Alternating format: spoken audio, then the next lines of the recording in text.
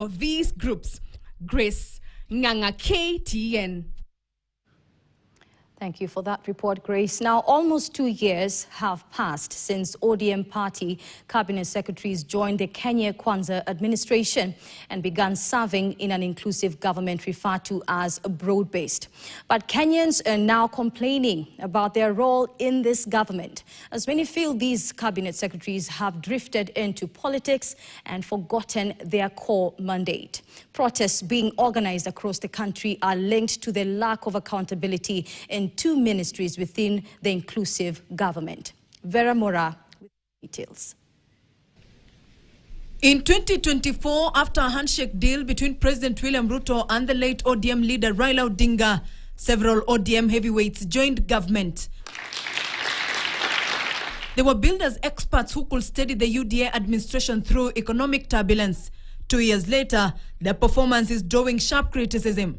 These cabinet secretaries are accused of sidelining their mandate in favor of political ambitions. Instead of tackling crises in their ministries, they are increasingly visible in campaign trails, positioning themselves for Ruto's re-election in 2027 and even eyeing future presidential bids. Initially, the president had indicated that in his government he would not have politicians. But the 4 experts are all politicians. We struggle to see certain expertise that is coming from the experts other than political stability that the president was looking for. CS Opiyo Wandai's energy docket is mired in a fuel importation scandal with inflated procurement costs and persistently high pump prices. Instead of easing Kenya's burden, his expertise is now being questioned as the scandal undermines confidence in his leadership. What if Mheshimiwa Raila Amolo Odinga was here with us? What if he were alive? Would CS Wandai still be CS of energy, particularly when corruption scandals, entangle him despite being an expert? It leaves, as you say, an egg in the faces of both parties. The president's party, a gentleman who also is struggling with a lot of integrity issues, concerns that the Gen Zs raise and Kenyans continue to raise around transparency of government. CS John Buddy, in charge of the crucial treasury docket, has failed to deliver tax relief, leaving VAT high and businesses squeezed. Meanwhile, budget boosts for the president and the deputy president raise accusations of misplaced priorities. Buddy's inability to champion tax relief has left Kenyans wondering whether his appointment was about reform or political appeasement. Ministry of Cooperatives and Micro. Cooperative CS Weekly for Paranya's Hustler Fund has been plowed by debts instead of his docket creating wealth. It has deepened financial strain. Nyota and other questionable initiatives looks more like failed promises than a hub of empowerments.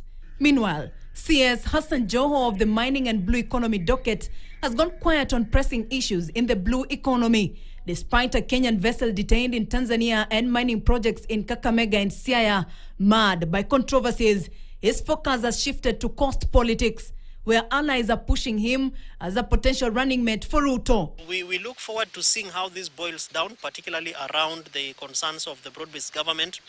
ODM threatening to go it alone. As we speak now, they have threatened to indicate that they will not have any negotiations or conversations around negotiating with UDA. So again, that leaves a lot of questions around the place of the 4 experts. Critics say these ODM experts have morphed into political operatives. Nearly 2 years later, the performance of the experts that ODM donated to join the president's regime are coming under heavy scrutiny. Next year, tutapigia Ruto 100 kwa 100. As a series of wobbles, the government is experiencing drops on their doorsteps. Kama ni noma. Vera Mora, KTN. Well, that story by Vera Mora brings us to our fast short